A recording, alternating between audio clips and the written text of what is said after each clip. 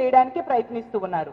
ఎంత ఘోరంగా ఈ మంత్రులు తెలుగుదేశం పార్టీ అధికారంలోకి వచ్చాక వాళ్ళు ఏ విధంగా తెలుగుదేశం పార్టీ నాయకులు తప్పులు చేస్తే వాళ్ళకి కవర్ చేసుకుంటూ సెటిల్మెంట్ చేస్తూ వాళ్ళకి అండగా ఉంటున్నారో అర్థమవుతుంది. జనరల్గా ఏ ప్రభుత్వంలో అయినా పోలీసులైనా ప్రభుత్వమైనా బాధితులకు అండగా ఉంటుంది, బాధించిన వాళ్ళకి శిక్షలు వేస్తారు.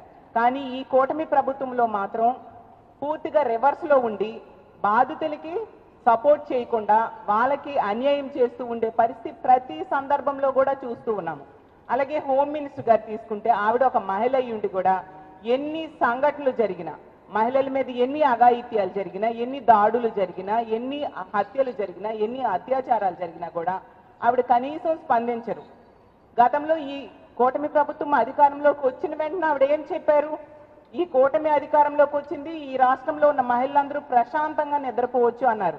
అమ్మ హోమ్ మినిస్టర్ గారు, ఎక్కడ ప్రశాంతంగా మహిళలు ఈ రాష్ట్రంలో నిద్రపోతున్నారు? మీ తెలుగుదేశం పార్టీ నాయకులు, తెలుగుదేశం పార్టీ కార్యకర్తలే మహిళల్ని వేధించి ఈ విధంగా ఇబ్బందులు పెడుతూ ఉండే పరిస్థితి అడుగడుగునా చూస్తూ ఉండే పరిస్థితి కనిపిస్తూ ఉంది. ఏ సందర్భంలో అయినా మీరు ఎక్కడైనా స్పందిస్తున్నారా? కనీసం ఆ బాధితులకు అండగా నిలుస్తున్నారా నేను అడుగుతూ ఉన్నాను. మాట్లాడితే ఎంతసేపు కూడా జగనన్న తిట్టడానికి, ప్రెస్ మీట్లు పెట్టడానికి మాత్రం ముందొస్తూ ఉంటారు. కానీ ఇన్ని సంఘటనలు జరిగినప్పుడు మీరు ఎందుకు స్పందించట్లేదు అని మిమ్మల్ని ప్రశ్నిస్తూ ఉన్నాను. అలాగే ఈ మచిలీపట్నం విషయంలో తీసుకుంటే తల్లి న్యాయం జరగట్లేదని ఆత్మహత్య యత్నం కూడా చేసుకోవడానికి ప్రయత్నించి పురుగుల మందు తాగేయడం జరిగింది పోలీస్ స్టేషన్ ఎదురుగానే. పోలీసులు సకాలంలో స్పందించి హాస్పిటల్లో జాయిన్ చేయడంతో ఆమె ప్రాణాలతో బ్రతికింది ఈరోజు. అంటే వాళ్ళు ఎంత బాధపడ్డారు, తమ ప్రాణాలనే తీసుకోవడానికి ప్రయత్నిస్తూ ఉన్నారంటే ఎంతగా వాళ్ళ అన్యాయానికి గురవుతున్నారు ఈ కూటమి ప్రభుత్వంలో తెలుగుదేశం పార్టీ నాయకుల వల్ల అనే విషయాన్ని ఈ రాష్ట్ర ప్రజలు అర్థం చేసుకోవచ్చు. కొల్లి రవీంద్ర గారు ఎంత దారుణంగా ఒక మంత్రి స్థానంలో ఉండి, ఒక బాధ్యతాయుతమైన స్థానంలో ఉండి ఈ విధంగా చేయడం ఎంతవరకు సమంజసం? ఆ అమ్మాయికి న్యాయం చేయాల్సిన అవసరం లేదా అని నేను అడుగుతూ ఉన్నాను. ఎన్ని సంఘటనలు జరిగినా, మహిళలకు అన్యాయం జరిగినప్పుడైనా, మహిళల మీద దాడులు జరిగినప్పుడైనా, ఏం జరిగినప్పుడు కూడా ముఖ్యమంత్రి గారు కనీసం స్పందించరు. మాట్లాడితే స్టేట్మెంట్స్ మాత్రమే ఇస్తారు. మహిళల మీద ఎవరైనా మహిళల మీద చెయ్యి వేస్తే అదే వాళ్ళకి చివరి రోజు అని చెప్తారు. పవన్ కళ్యాణ్ గారు, డిప్యూటీ సీఎం గారు మాట్లాడితే మహిళల మీద ఎవరైనా చెయ్యి వేస్తే వాళ్ళ తాట తీస్తానని చెప్తారు. వీళ్ళందరూ స్టేట్మెంట్స్కి పరిమితం, చేసే పనులు మాత్రం బాధితులకి అన్యాయం చేయడం, బాధించిన వాళ్ళకి సపోర్ట్గా ఈ మంత్రులందరూ నిలబడ్డం. ఈరోజు తీసుకుంటే ఈ రాష్ట్రంలో మహిళల్ని వేధించేది, హింసించేది, హత్యలు చేసేది మ్యాక్సిమం తెలుగుదేశం పార్టీ వాళ్ళే ఉండే పరిస్థితి మనం చూస్తూ ఉన్నాం. అది ఈ ఏడాది పాలనలో ప్రతి సంఘటన కూడా రుజువు చేస్తూ ఉంది. ఎన్నో సంఘటనలు తీసుకుంటే మొన్నటికి మనం చూసాం. రాప్తాడు నియోజకవర్గంలో 14 సంవత్సరాల దళిత బాలికను 6 నెలలు 14 మంది తెలుగుదేశం పార్టీ కార్యకర్తలు దారుణంగా గ్యాంగ్ రేప్ చేస్తే కనీసం కేసు పెట్టలేదు. మా వైఎస్ఆర్ కాంగ్రెస్ పార్టీ నాయకులు అక్కడ ఆందోళన చేస్తే అప్పుడు తూతూ మంత్రంగా కేసు పెట్టి కొద్ది మందిని అరెస్ట్ చేయడం జరిగింది. ఎంత దారుణం! 6 నెలలు ఒక దళిత బాలికను గ్యాంగ్ రేప్ చేసినా పట్టించుకొని నిర్లక్ష్యం ఈ ప్రభుత్వంలో మనకు కనిపిస్తూ ఉండే పరిస్థితి. ఈ అన్ని సందర్భాల్లో కూడా ప్రభుత్వం తాలూకా వైఫల్యం, పోలీసుల నిర్లక్ష్యం క్లియర్గా మనకు కనిపిస్తూ ఉండే పరిస్థితి. గతంలో కొద్ది రోజుల ముందు చూస్తే 2 నెలల క్రితం అనుకుంటాను, రాజమండ్రిలో ఒక ఫార్మసీ విద్యార్థిని టీడీపీ నేత తాలూకా బంధువు అయిన దీపక్ అనే వ్యక్తి, కిమ్స్ హాస్పిటల్లో ఏజీఎంగా పనిచేస్తూ ఉన్న వ్యక్తి ఎంత దారుణంగా మోసం చేయడంతో ఆవిడ ఆత్మహత్య చేసుకోవడం జరిగింది. 2-3 రోజులు ఆవిడ హాస్పిటల్లో ప్రాణాలతో పోరాటం చేసి చనిపోయింది. ఆ సందర్భంలో కూడా ఆ బాధితురాలికి ప్రభుత్వం ఏ కోసనా కూడా అండగా నిలబడలేదు. ప్రభుత్వం నుంచి ఒక పరామర్శ కూడా ఆ కుటుంబానికి లేని పరిస్థితి మనం చూసాం. అలాగే తీసుకుంటే తిరువూరులో గిరిజన మహిళను టీడీపీ లీడర్ రమేష్ అనే వ్యక్తి లోబర్చుకోవడానికి ప్రయత్నించిన ఆడియో కూడా బయటకు వచ్చింది. అయినా కూడా అంత పబ్లిక్గా ఆడియో బయటకు వచ్చినా కూడా కనీసం అతని మీద ఎటువంటి కేసు లేదు, ఎటువంటి చర్యలు లేని పరిస్థితి మనం చూసాం. అలాగే గుంటూరు జిల్లా తెనాలిలో తీసుకుంటే సహానా అనే దళిత యువతిని టీడీపీ రౌడీ షీటర్ నవీన్ అనే వ్యక్తి దారుణంగా కొట్టి బ్రెయిన్ డెడ్ అయ్యేట్టుగా చేయడం జరిగింది. ఆమె హాస్పిటల్లో ప్రాణాలతో పోరాడి చనిపోవడం జరిగింది. ఆ సంఘటనలో ముఖ్యమంత్రి గారు అదే జిల్లాలో నివాసం ఉండి కూడా కనీసం ఎటువంటి స్పందన ప్రభుత్వం నుంచి లేని పరిస్థితి. చివరికి జగనన్న అక్కడ హాస్పిటల్కి వెళ్ళి ఆ అమ్మాయి కుటుంబాన్ని పరామర్శ చేసినంత వరకు కూడా ప్రభుత్వం కనీసం స్పందించని పరిస్థితి ఈ రాష్ట్రంలో నెలకొని ఉంది. అలాగే తీసుకుంటే తిరుపతిలో కిరణ్ రాయల్ అనే జనసేన వ్యక్తి వలన లక్ష్మి అనే బాధితురాలు ఎంత ఘోరంగా మోసపోయి ఆవిడ ప్రెస్ ముందుకు వచ్చి కన్నీరు పెట్టుకున్నా కూడా కనీసం స్పందించిన సంఘటన మనం చూడలేదు. ఆ కిరణ్ రాయల్ అరెస్ట్ చేసిన సంఘటన కూడా మనం చూడలేదు.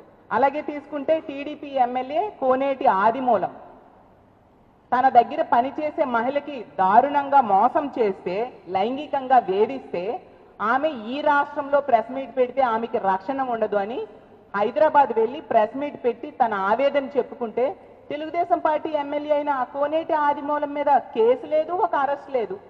మరి ప్రభుత్వం ఎందుకున్నట్టుగా నేను అడుగుతూ ఉన్నాను. ఇన్ని సంఘటనలు జరుగుతున్నాయి కదా, ప్రభుత్వం స్పందించాలి కదా. మీకు ఓట్లేశారు మహిళలు, అందువల్ల అంత భారీ మెజారిటీ మీకు వచ్చింది కదా. కనీసం వాళ్ళకి ఇచ్చిన హామీలు అమలు చేయలేదు. ఇలా మహిళల మాన ప్రాణాల రక్షణైనా మీరు చూడాల్సిన బాధ్యత మీ మీద లేదా అని ప్రభుత్వ పెద్దలను అడుగుతూ ఉన్నాను.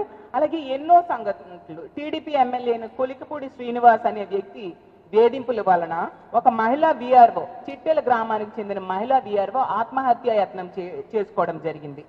ఆమె భర్తను ఆమెను టార్గెట్ చేశారు ఆ ఎమ్మెల్యే అని చెప్పి ఆమె ఆత్మహత్య యత్నం చేయడం జరిగింది. ఇటువంటి చర్యలు ఎమ్మెల్యే మీద లేవు. అలాగే తీసుకుంటే కాకినాడ రూరల్ జనసేన ఎమ్మెల్యే అనుచరులైతే ఇదే పవన్ కళ్యాణ్ గారు, డిప్యూటీ సీఎంగా ఉన్న పవన్ కళ్యాణ్ గారు నిర్వహిస్తున్న పంచాయతీరాజ్ శాఖలో ఆమె ఫీల్డ్ అసిస్టెంట్ గా పనిచేస్తున్న ఆమెకి ఎంత దారుణంగా వేధించారంటే ముడుపులు ఇవ్వాలి లేదా పక్కలోకి రావాలి అని చెప్పి ఆమెకి వేధిస్తే ఈ వీళ్ళ వేధింపులు తట్టుకోలేక ఆమె ఆత్మహత్య యత్నానికి పాల్పడడం జరిగింది. కానీ ఎటువంటి చర్యలు తీసుకోకపోతే దళిత సంఘాలు ఆందోళన చేశాక అప్పుడు ఎఫ్ఐఆర్ కట్టడం జరిగింది. అంటే దళిత సంఘాలు మా వైఎస్ఆర్ కాంగ్రెస్ పార్టీయో ఆందోళన చేస్తేనే వీళ్ళలో చలనం వస్తుందా ఏ ఇష్యూలో అయినా తీసుకుంటే. అలాగే తీసుకుంటే కర్నూలు జిల్లా ముచ్చిమరిలో తీసుకుంటే మనం చూసాం గత ఏడాది జూలైలో ఒక 9 సంవత్సరాల బాలికని గ్యాంగ్ రేప్ చేసి మొక్కలుగా చేసి విసిరేయడం జరిగింది. ఆ డెడ్ బాడీ ఈ రోజుకు కూడా దొరకని పరిస్థితి మనం చూసాం. ఆ తల్లిదండ్రులు ప్రభుత్వాన్ని ఎంతగానో వేడుకున్నారు. ముఖ్యంగా డిప్యూటీ సీఎం గారు రావాలి అనేసి వాళ్ళు ఎంతగానో కోరుకున్నారు. కనీసం ప్రభుత్వం నుంచి ఎటువంటి స్పందన ఆ సంఘటన లేదు, కుటుంబానికి న్యాయం జరగని పరిస్థితి మనం చూసాము.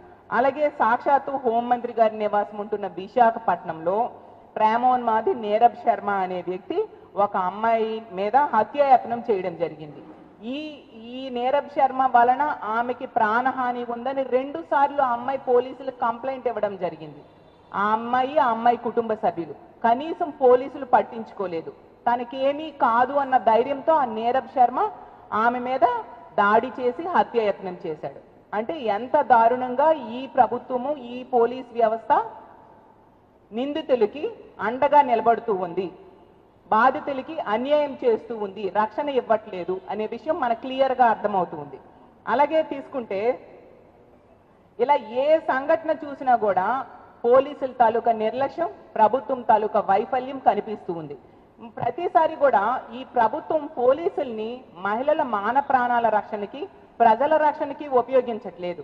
ఎంతసేపు రెడ్ బుక్ రాజ్యాంగం ఎలా అమలు చేయాలి అన్న దాని మీద దృష్టి పెడుతూ ఉంది. డీజీపీ నుంచి కానిస్టేబుల్ వరకు రెడ్ బుక్ రాజ్యాంగం అమలు మీద దృష్టి పెట్టేట్టుగా వాళ్ళకి ఇన్స్ట్రక్షన్స్ ప్రభుత్వం ఇస్తుంది తప్ప వాళ్ళ డ్యూటీలు వాళ్ళు చేసుకునే అవకాశాన్ని ఈ ప్రభుత్వం ఇవ్వట్లేదు. అంత దారుణంగా పోలీసులు వైఫల్యం చెందేట్టుగా ప్రభుత్వం ఈ రోజు ఈ రాష్ట్రంలో చేస్తూ ఉండే పరిస్థితి. దాంతో ఇలాంటి తప్పుడు పనులు చేసే వాళ్ళకి భయం లేకుండా ఉండే పరిస్థితి మనం అడుగడుగున ప్రతి సందర్భంలో కూడా చూస్తూ ఉన్నాం. అందువల్లే ఈ రోజు ఈ రాష్ట్రంలో రోజుకి 70-80 సంఘటనలు మహిళల మీద అఘాయిత్యాలు జరుగుతూ ఉన్నాయి. మహిళల్ని ఎంత ఫ్రీగా వాళ్ళు మోసం చేస్తూ ఉన్నారంటే వాళ్ళకి ఎంత భయం లేకుండా ఉంది అనే విషయం మనం అర్థం చేసుకోవచ్చు. అలాగే తీసుకుంటే గవర్నమెంట్ అసలు ఎందుకు ఉంది, మహిళల్ని రక్షించాల్సిన అవసరం గవర్నమెంట్కి లేదా అని నేను అడుగుతూ ఉన్నాను. ఎంతసేపు కూడా మహిళల్ని మోసం చేసి మేనిఫెస్టోలో చేత కాని అమలు కాని హామీలు ఇచ్చేసి అవన్నీ కూడా గవర్నమెంట్ వచ్చాక 14 నెలలైనా అమలు చేయట్లేదు సరికదా. ఈ విధంగా అడుగడుగున మహిళల మీద దాడులు, అఘాయిత్యాలు, హత్యలు జరుగుతున్నాయి. మహిళలు మోసం చేస్తూ ఉంటే మోసం చేసిన వాళ్ళకి అండగా ప్రభుత్వ పెద్దలు, ముఖ్యంగా మంత్రులు, ఒక బాధ్యతాయుతమైన స్థానంలో ఉన్న మంత్రులు చేసే పరిస్థితి మనం చూస్తూ ఉన్నాం.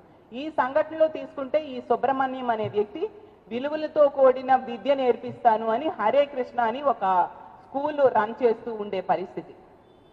అతను విలువలతో కూడిన విద్య నేర్పిస్తానని చెప్పి తన కొడుకుని మాత్రం విలువలతో బ్రతకడం నేర్పించలేదు. అందువల్ల ఈ విధంగా ఆ స్కూల్లో పని చేస్తున్న అమ్మాయిని ఈ విధంగా తీసుకొని వెళ్ళిపోయి 4 రోజులు తిప్పి తెచ్చేసి కనీసం పెళ్లి కూడా చేసుకోకుండా ఆమె జీవితానికి వెల కట్టడానికి ఆ సుబ్రహ్మణ్యం అయితేనే, అలాగే మంత్రి కొల్లు రవీంద్ర గారు కూడా ఈ విధంగా ప్రయత్నిస్తూ ఉండే పరిస్థితి ఎంతవరకు సమంజసమని ఈ ప్రభుత్వాన్ని, ముఖ్యమంత్రి గారిని, డిప్యూటీ సీఎం గారిని, హోమ్ మినిస్టర్ గారిని నేను అడుగుతూ ఉన్నాను. అసలు మీరు తీసుకుంటే ఆడబిడ్డల మాన ప్రాణాలకి ఇన్ని సంఘటనలు కూడా ఎక్కడా రక్షణ లేని పరిస్థితి మనం చూస్తూ ఉన్నాము. మహిళలకి ఈ కూటమి ప్రభుత్వం అధికారంలోకి వచ్చాక ఇంట్లో ఉన్నా రక్షణ లేదు, బయటికి వెళ్ళినా రక్షణ లేదు, స్కూల్కి వెళ్ళినా రక్షణ లేదు, పని ప్రదేశంలో కూడా వాళ్ళకి రక్షణ లేదు. అసలు ఆడబిడ్డలు ఈ కూటమి ప్రభుత్వంలో ప్రశాంతంగా బ్రతికే అవకాశం లేదా అని నేను అడుగుతూ ఉన్నాను. ఇంత దారుణమైన పరిపాలన గతంలో ఈ ఆంధ్రప్రదేశ్ రాష్ట్రంలో ఎప్పుడూ మనం చూడలేదు. చూస్తే జగనన్న దేశ వ్యవస్థను తీసుకొస్తే వీళ్ళ అధికారంలోకి వచ్చాక దేశ వ్యవస్థ లేదు అని చెప్పి ఇలాంటి దుర్మార్గులకి అవకాశాన్ని వాళ్ళు కల్పించారు. దిశ అనేది లేకుండా చేశారు. వీళ్ళు శక్తి యాప్ అంటూ ఏదో తీసుకొచ్చారు. అది ఎక్కడుందో, ఏం చేస్తుందో, ఏం పనిచేస్తుందో ఎవరికీ తెలియని పరిస్థితి. ఈ విధంగా ఈ కూటమి ప్రభుత్వం అధికారంలోకి వచ్చాక మహిళల మాన ప్రాణాలు గాలి కొదిలేశారు. ఇలా మహిళల జీవితాలను కూడా సెటిల్మెంట్లు చేస్తూ వీళ్ళు పబ్బం గడుపుకుంటూ ఉండే పరిస్థితి మనం చూస్తూ ఉన్నాము. వీళ్ళు ఎంతసేపు కూడా సాక్షి ఆఫీసుల మీద దాడులు చేయించడం మీద ఉండే శ్రద్ధ మహిళల మీద దాడి చేస్తున్న దుర్మార్గుల్ని అరెస్ట్ చేయాలి, కేసులు పెట్టాలి, కఠినమైన శిక్షలు వేయాలి అన్న దాని మీద వీళ్ళు చూపించిన పరిస్థితి మనం చూస్తూ ఉన్నాము. ఎప్పటికైనా కళ్ళు తెరుచుకొని ఇలాంటి అన్యాయాలు జరిగినప్పుడు ఆ బాధితులకు అండగా నిలబడాల్సిందిగా ఈ ప్రభుత్వాన్ని కోరుతున్నాం. ఖచ్చితంగా ఆ అమ్మాయికి న్యాయం జరిగేంత వరకు ఆ కుటుంబానికి అండగా వైఎస్ఆర్ కాంగ్రెస్ పార్టీ పోరాటం చేస్తుంది. ఆ బాధిత అమ్మాయికి న్యాయం చేయాల్సిందిగా హోంమంత్రి గారిని, ముఖ్యమంత్రి